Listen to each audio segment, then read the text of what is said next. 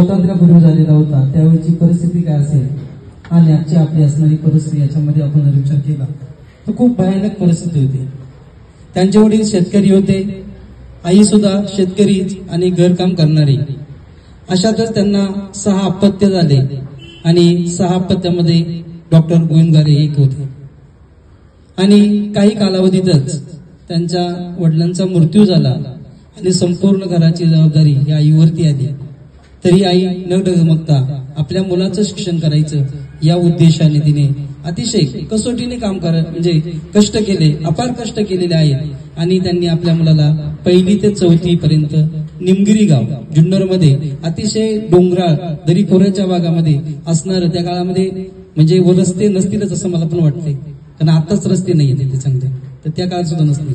मग अशा या दुर्गम भागामध्ये या मातेने त्या मुलावरती संस्कार इयत्ता 1ली ते 4थी पर्यंत केले. 4थी नंतर त्या ठिकाणी त्यांचं पुढचं शिक्षण जे आहे ते तालुक्याच्या ठिकाणी कृष्णराव मुंडे पाटील किंवा कृष्णराव मुंडे पाटील आमदार जे होते त्यांच्या विद्यालयामध्ये मुंडे हायस्कूलमध्ये त्या ठिकाणी त्यांनी केलेलं आहे. पुढचं शिक्षण जे आहे त्या ठिकाणी 11वी 12वी नंतर पदवीधर जी काय आहे ते संपूर्ण त्या ठिकाणी फर्ग्युसन कॉलेजमध्ये केलं. आणि त्या काळामध्ये राहण्याची सुविधा नव्हती, कारण पुण्यामध्ये जास्त माणसं आपली कोणी नव्हती किंवा नातेवाईक नव्हते. मग अशा वेळेस त्या ठिकाणी संत ज्ञानेश्वर समाज कल्याणचं असणारं जे हॉस्टेल आहे त्या हॉस्टेलमध्ये त्यांनी आपलं संपूर्ण शिक्षण त्या ठिकाणी या जसं आता आपण घेत आहोत या ठिकाणी अनेक मुलं कोणी फर्ग्युसनला असेल, कोणी SP कॉलेजला असेल, कोणी या ठिकाणी असणाऱ्या मॉडर्न कॉलेजला असेल, कोणी अण्णासाहेब मगरला असेल, SM जोशीला असेल, त्या पद्धतीने त्या काळामध्ये त्यांनी ते शिक्षण पूर्ण केलेलं आहे.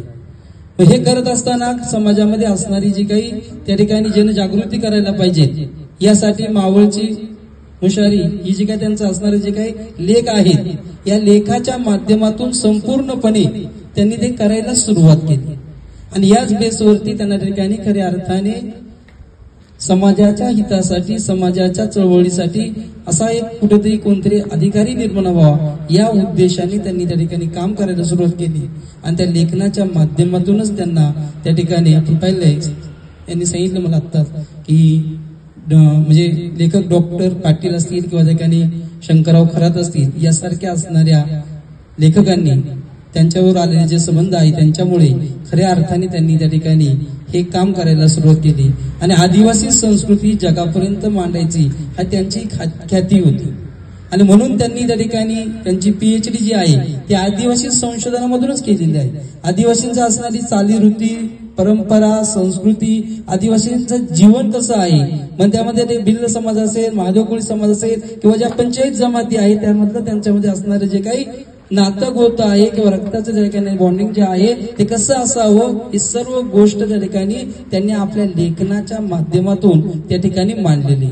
आणि म्हणून आज आपण या ठिकाणी खऱ्या अर्थाने त्यांची ही 85वी जयंती या ठिकाणी साजरी करत आहोत. त्यांचं पुढील आपण जर पाहिलं तर त्या ठिकाणी इंग्लंडहून आल्यानंतर त्यांना आपल्या TRT ऑफिसमध्ये त्यांना ठिकाणी त्या पदावरती त्या ठिकाणी घेतलं. त्या ठिकाणी घेतल्यानंतर 13 वर्ष त्यांनी अतिशय चांगल्या पद्धतीने काम केलेलं आहे. त्यानंतर ठाणे असेल, त्यानंतर लातूर असेल किंवा ठिकाणी असणाऱ्या इतर ठिकाणी त्यांनी काम केलं. आणि हे काम करत असताना खऱ्या अर्थाने समाजातील असणारी जी त्यांची भावना होती की माझा समाज हा तळागाळामध्ये आहे, मी शिक्षण घेतलेलं आहे, मी मोठा अधिकारी झालेला आहे, म्हणजे माझ्या समाजाकडे मी पाहायचं नाही का, हा दृष्टिकोन नव्हता. आणि म्हणून त्यांनी समाजाची जवळपास 45 वर्ष त्या ठिकाणी काम केलेलं आहे. आणि म्हणून आज आपण या ठिकाणी खऱ्या अर्थाने त्यांचं श्रेय आहे. म्हणून या ठिकाणी आज आपण या हॉस्टेलमध्ये किंवा शासकीय याच्यामध्ये जे काही कायदे आहेत ते कायदे करण्याचं काम सुद्धा त्यांनी त्या ठिकाणी केलेलं आहे. आणि म्हणून खऱ्या अर्थाने आपल्याला त्यांची जयंती साजरी करणं हे आपल्या दृष्टिकोनातून महत्वाचं आहे. कारण तुमच्यामध्ये एक काहीतरी ऊर्जा निर्माण व्हावी, तुमच्यामधून काहीतरी त्या ठिकाणी अशाच प्रकारचे IAS अधिकारी बनावे, उच्च पदावरती तुम्ही त्या ठिकाणी जावं, ही भावना त्या ठिकाणी व्यक्त करतो मी. कारण त्याशिवाय आपल्याला कोणत्याही त्या ठिकाणी समोर असल्याशिवाय आपल्याला ते करता येत नाही. जसं आपण या ठिकाणी भारतरत्न डॉक्टर बाबासाहेब आंबेडकरांचं आपण जीवन चरित्र पाहिलं त्यांनी जे काही त्या ठिकाणी असणारं संविधान लिहिलं, त्या संविधानाचं असणारं आजही संपूर्ण देशामध्ये त्या ठिकाणी त्याच्यावरच आपला देश चालतो. आणि जर ते संविधान लिहिलं गेलं नसतं तर आज देशाची काय अवस्था असते हे आपल्याला आजही माहिती आहे ना, ते इथून पुढे पण माहित होणार आहे. म्हणजे संविधानामध्ये प्रत्येक गोष्टीचा बारकाईनं जसा अभ्यास केलेला आहे, तसा आदिवासी समाजातील असणाऱ्या प्रत्येक 45 जमातीच्या त्या जमातीसाठी कार्य करणाऱ्या अशा गोविंदगारांचं खऱ्या अर्थाने आपल्याला त्या ठिकाणी त्यांना मानवंदना करणं आपलं औचित्य ठरतं. आणि म्हणून आपण या ठिकाणी आज सर्वजण या ठिकाणी जमलेलो आहोत. त्यांना अनेक पुरस्कार मिळाले. आदिवासी भूषण पुरस्कार मिळाला, सह्याद्री भूषण पुरस्कार मिळालेला आहे. त्याचबरोबर त्या ठिकाणी त्यांच्या मृत्यूनंतर मरणोत्तर त्या ठिकाणी त्यांना 19 फेब्रुवारी 2019 मध्ये त्यांना त्या ठिकाणी शिवनेरी भूषण पुरस्कार देण्यात आलेला आहे. म्हणजे त्या ठिकाणी त्यांना, आणि विशेष म्हणजे त्यांनी जी पुस्तकं लिहिली त्यामध्ये आदिवासी समाजाचे जीवन आहे, सह्याद्रीचं ते आदिवासी समाज जो पुस्तक आहे, त्या पुस्तकाला त्या ठिकाणी शासनाच्या माध्यमातून त्यांना त्या ठिकाणी एक अतिशय उत्कृष्ट प्रकारचा पुरस्कार त्या ठिकाणी प्राप्त झालेला आहे. म्हणजे अशा प्रकारचे आपले असणारे साहित्यिक, अशा प्रकारचे असणारे थोर विचारवंत आणि अशाच प्रकारचे असणारे समाजासाठी तळमळीने काम करणारे असे डॉक्टर त्या ठिकाणी गोविंद गारे साहेब आजींची आपण जयंती साजरी करत आहोत.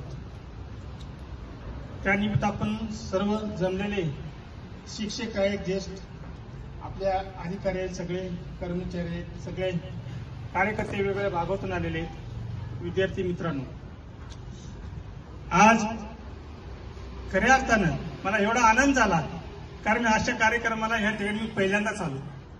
त्यामुळे मला एवढा आनंद झाला. एवढे विद्यार्थी चांगले, सगळे शिक्षक लोक, अधिकारी सगळे एकत्र आले. त्यानिमित्त मला एकच सांगायचंय, या देशात गारे साहेबांनी खूप मोठा लढा दिला. गारे साहेबांच्या त्या लढ्यामुळे, त्यांच्या त्यागामुळे आज तुम्ही आज इथे एकत्र आहे. त्यामुळं डॉक्टर बाबासाहेब आंबेडकरांनी सगळ्यात पहिले या देशामध्ये मनुस्मृती जाळली. मनुस्मृती का जाळली? असं काय मनुस्मृतीमध्ये होतं? कारण भारतीय संविधान लागू होण्याच्या अगोदर ह्या देशामध्ये मनुस्मृती असा एक कायदा होता. जसं संविधान आहे तसं ती मनुस्मृती होती. त्या मनुस्मृतीमध्ये आपल्या लोकांचे अधिकार नाकारले होते. आपल्या मागासवर्गीय लोकांना, आदिवासी लोकांना कुणालाही नवीन कपडे सुद्धा घालण्याचा अधिकार नव्हता, संपत्ती साठवण्याचा अधिकार नव्हता, शिक्षणाचा अधिकार नव्हता, काहीच नव्हतं. मग डॉक्टर बाबासाहेब आंबेडकरांनी त्यामुळे ती संविधान जाळले, ती मनुस्मृती जाळलेली आहे. आणि ज्या वेळेला डॉक्टर बाबासाहेबांना संधी मिळाली त्यावेळेला डॉक्टर बाबासाहेब आंबेडकरांनी भारतीय संविधान लिहिलं.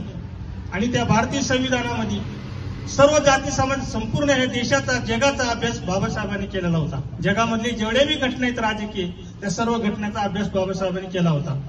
म्हणून बाबासाहेबांना अभ्यास असल्यामुळे, शिक्षण असल्यामुळे आपल्या सर्व समाजाच्या जे जे काय आपल्या गरजा आहेत मूलभूत, जे जे आपल्यावर जे अधिकार, अन्याय जो आपल्याला होत होता, त्या सर्वांचा अभ्यास करून भारतीय संविधानामध्ये तरतूद केली. आणि बाबासाहेबांनी शेवटी जाताना काय म्हणजे, माझ्या भारतीयांनो, माझ्या आदिवासी, अल्पसंख्याक, SC STच्या लोकांना असं जास्त आवाहन केलेलं, बाबा मी हा समतेचा रथ मी जो पुढे आणलेला आहे, तुम्हाला पुढे नेता येत नसेल, परंतु हा समतेचा रथ पाठीमागे सुद्धा जाऊ देऊ नका. ही जबाबदारी आपली सर्व समाजाची आहे. म्हणून हाच विचार करून गोविंद गारे साहेबांनी तोच समतेचा रथ पुढे नेण्याचं काम केलेलं आहे. त्याच संविधानाच्या माध्यमातून आपल्याला आज जो विकास जे काय मिळतं आपल्याला, ते त्याच्या कर्तृत्वामुळे मिळतं, डॉक्टर बाबासाहेबांच्या या घटनेमुळे मिळतं. तसंच डॉक्टर बाबासाहेबांचे जेवढे आपल्यावर उपकार आहेत, छत्रपती शिवाजी महाराज, त्याचा महात्मा फुले, त्यांचे पण आपल्यावर उपकार आहेत. राजश्री शाहू महाराजांनी पहिल्यांदा आपल्याला त्यांच्या राज्यामध्ये आपल्याला सवलत दिली होते, आपल्याला जो अधिकार दिले होते, आपल्याला आरक्षण दिले होते.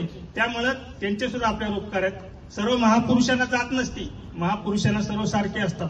आता इथली ब्राह्मणवादी व्यवस्था काय केलेले, जातीमध्ये करतात, प्रत्येकानं ह्या जातीचा त्या जातीचा, पण महापुरुषाला जात नसती. आपण ही ओळखायचं, सर्व महापुरुषाचा अभ्यास करायचा, चांगला अभ्यास करायचा आणि तुम्ही अधिकारी झाले पाहिजे, मोठे मंत्री झाले पाहिजे, कारण मला आत्मविश्वास आहे. माझी आजी सुद्धा आदिवासी समाजातली होती, म्हणून मला आत्मविश्वास आहे. आदिवासीमध्ये एवढी ताकद आहे, किती जंगलामध्ये राहिले तर 4 भाऊ एकत्र आले तर वाघाला सुद्धा ती शिकार सोडून पळावं लागतं. म्हणजे एवढी ताकद आदिवासी समाजामध्ये आहे. म्हणून याच गोष्टीचा आपण अभ्यास केला पाहिजे. या जयंती मी जास्त काही बोलणार नाही, गोष्टी खूप झालेल्या आहेत. मी आलेल्या सर्व पाहुण्याचं, अधिकारी सरांचं, सगळं विद्यार्थ्यांचं अभिनंदन करतो. इथंच थांबतो. जय भीम, जय भारत, जय आदिवासी. वरती त्यांनी खूप जोर दिला का ज्याचा इतिहास पुढे असतो त्याचा समाज पुढे असतो, हे विसरू नका कधीच. ज्याचा इतिहास लोपला जातो त्याचा समाजही लोपला जातो. त्याच्यामुळे आपला इतिहास पुढे काढणं हे आपल्यालाच करावं लागत. आणि गोविंद गारे, ह्यांचे वडील मोघाजी गारे, आई हिराबाई गारे यांच्या पोटी असा जो काही तारा निमगिरी गावामध्ये जन्माला आला आणि त्या शिवनेरीच्या मातीतून असा महादेव कोळी समाजातून तो तारा संघर्ष करत करत करत करत देशाच्या बाहेरपर्यंत शिक्षण घेऊन तो या देशामध्ये पुन्हा येऊन IAS अधिकारी, ह्या आदिवासी समाजातील पहिला IAS अधिकारी बनला गेला. हे आपल्याला अभिमानाने, गर्वाने बोलावं लागेल. आपला समाज कुठंच कमी नाही, कोणत्याच मार्गाने कमी नाही, परंतु या बाकीच्यांनी आपल्याला कुठेतरी हे समाजाला वेठीस धरण्याचं काम करतात. परंतु ह्या सर्व समाजांनी, सर्व जाती धर्मांनी ही जी शिकवणूक घेतलेली आहे ती आदिवासी समाजाकडूनच घेतलेले, हे त्यांनी विसरता कामा नये. हा आदिवासी समाज हा आदि मानवापासून जो तयार झाला आणि डॉक्टर गोविंद गारे साहेब यांच्या जयंतीनिमित्त आपण सर्व विद्यार्थी मित्र आणि मी काल शरद दादा ठोकळे यांना फोन केला आणि म्हणलं आपल्याला गोविंद गारे साहेबांची जयंती साजरी करायची आहे.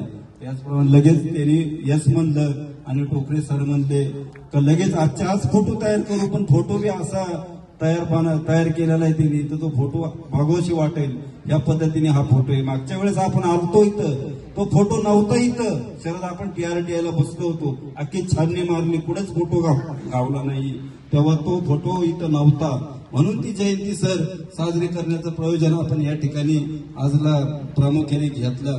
तर मागच्या वेळेला पूर्ण अख्खा हॉस्टेल आम्ही शोधलं, तो फोटो तुमच्या हॉस्टेलला गावलाच नाहीये. आणि ह्या गोष्टीला महिना झाला, 1 महिना झाला.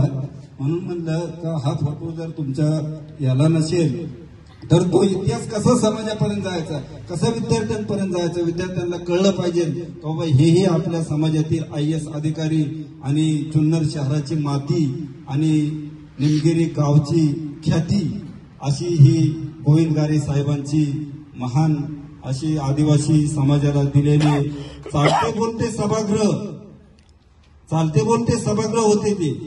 ते असे नव्हते का कुठेतरी एका कोपऱ्यात बसून सभा घेत होते, असं नव्हतं. चालते बोलते सभागृह अख्ख्या सह्याद्री बेल्टमध्ये वाघासारखे, वाघाच्या चित्त्याच्या चालीप्रमाणे त्यांनी पूर्ण सह्याद्रीमध्ये उडी मारून झेप घेऊन आपल्या समाजाला कसं न्याय मिळेल त्यांनी पूर्ण परिवाराचा त्याग करून समाजासाठी त्यांनी आपले पूर्ण आयुष्य, पूर्ण जीवन त्यांनी घालवलेले आहे.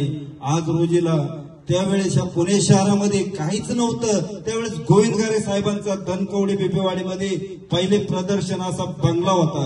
अजूनही आपल्याला कुणाला माहित नसेल, काळाच्या वाघाने त्यांच्या मुलांनी हाकला गेला, असो हरकत नाही.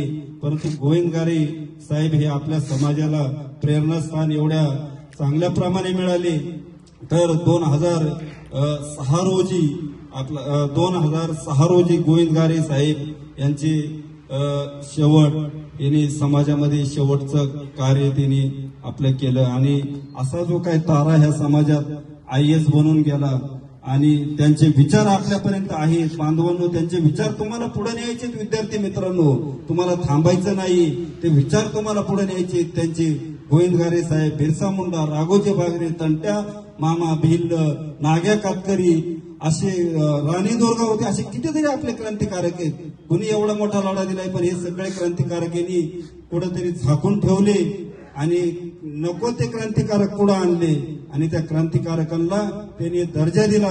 ह्या देशात आणि आपले क्रांतिकारक यांना दर्जा न देता आपल्या समाजाला अगदी हिमतीने अगदी आज रोजीला आपली वारली पेंटिंग कितीतरी पुढे आज आपण देशाच्या बाहेर आहे, यांच्याकडनं काही झाले गेलेले, काहीच नाही केले गेलेले यांनी, देशाच्या बाहेर काहीच नाही केले गेलेले यांनी. आज संयुक्त राष्ट्रापर्यंत आपली पोहोच आहे वारलीची. अजून अशा कितीतरी आपल्या परिस्थितीने आपण खंबीर आहोत आणि सर्व जगाच्या संविधानाने दिलेल्या तरतुदीनुसार जर आपण कायद्याचा अभ्यास करत पुढे गेलो तर आपला समाज हा कुठंच कमी नाहीये. आणि हे विद्यार्थी मित्रांनो, तुम्हाला ह्या जगाला दाखवायचे का आमचा समाज कुठंच कमी नाहीये आणि आम्ही आज चांगल्या मार्काने, चांगल्या गुणाने, चांगल्या पद्धतीने आम्ही ह्या देशाचे, ह्या समाजाचे नेतृत्व करू. आणि हे नेतृत्व करण्याची जबाबदारी विद्यार्थी मित्रांनो भविष्यात तुमच्या खांद्यावर आहे आणि ही तुम्हाला पेलवावीच लागेल. नाहीतर आदिवासी म्हणून ह्या देशामध्ये आता कितीतरी षडयंत्र चालू आहेत. हे कसं आदिवासीला वेगळ्या मार्गावरती न्यायचे, जे कसा आदिवासीला कमीपणा द्यायचा, आदिवासींचे कसे हे करायचे, तुम्ही व्हॉट्सअप फेसबुकला बघताय कशा पद्धतीने टोमणे मारायचं काम चालू आहे. अॅट्रॉसिटी कायद्याबद्दल ते चितळी काय बोलतेय, हे कुठल्या पद्धतीने बोलतात. हे आमच्या देशात येऊन आम्ही मालक आहोत आणि आमच्या मालकांच्या देशामध्ये आमच्या गोविंदगारे सारखे आमचे प्रेरणास्थान या ठिकाणी आहेत. त्यांच्या विचाराने आम्ही पुढे जातो. आणि तुम्ही कोणते विचार आमच्या समाजाला देताय, कोणते विचार तुम्ही पेरण्याचं काम करताय तुम्ही, तर हे चालणार नाही, हे खपून घेतलं जाणार नाही. आणि विद्यार्थी जयंती आहे आणि गवारी सरांनी त्यांच्याबद्दलचे मार्गदर्शन आपल्याला केलं. त्यांनी कसं आपल्या आयुष्यामध्ये सर्व संकटावर मात करून शिक्षण घेतलं आणि ते सर्व शिक्षण आपल्या समाजासाठी सगळ्यांचं कल्याण व्हावं ह्याच्यासाठी त्यांनी ते आपलं पूर्ण आयुष्य घालवले. TRTI या संस्थेमध्ये संचालक म्हणून काम करत असताना त्यांनी सर्व आदिवासी बांधवांना आदिवासी विकास विभागाच्या ज्या काही योजना आहेत त्या कशा व्यवस्थितपणे पोहोचतील ह्याबाबत देखील काम केलेलं आहे. आपल्या वसतिगृहामधून पण बरेचसे विद्यार्थी स्पर्धा परीक्षा आहे ते देत असतात.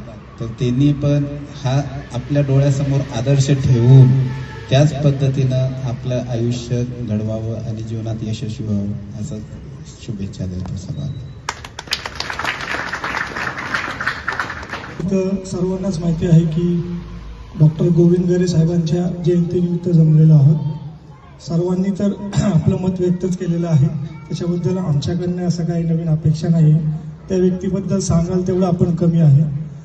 आज विद्यार्थ्यांसोबत आणि सर्व अधिकाऱ्यां कर्मचाऱ्यांसोबत साहेबांनी जी आम्हाला संधी दिली गोविंदगारे साहेबांची जयंती बनवायची आणि एवढा मोठा प्रतिसाद मिळाला, हेच आम्हाला खूप प्राऊड वाटतं. त्यांचा बी आम्ही आभार मानतो की त्यांनी आज आम्हाला संधी दिली. साहेबांचा आज फोटो, इतका मोठा झळकणारा फोटो आज आम्हाला बघायला मिळाला, विद्यार्थ्यांना बघायला मिळाला. विद्यार्थ्यांना थोडी त्यांची, ज्यांना कुठे माहिती नसेल त्यांना माहिती झाली. त्याच्यामुळं मी मान्यवरांचे आभार मानतो. आज ते कार्यक्रमाला उपस्थित राहिले आणि कार्यक्रमाला उपस्थित राहून आम्हाला विद्यार्थ्यांसमोर साहेबांची जयंती बनवायला भाग पाडलं. ते कर्तव्यच आहे आमचं, पण त्यांनी आमच्या माध्यमातून विद्यार्थ्यांना त्यांची ओळख करून दिली. त्याच्या मान्यवरांचे सर्वांचे आभार मानतो आणि कार्यक्रम इथं संपला असं घोषित करतो. जय आदिवासी, जय वीर.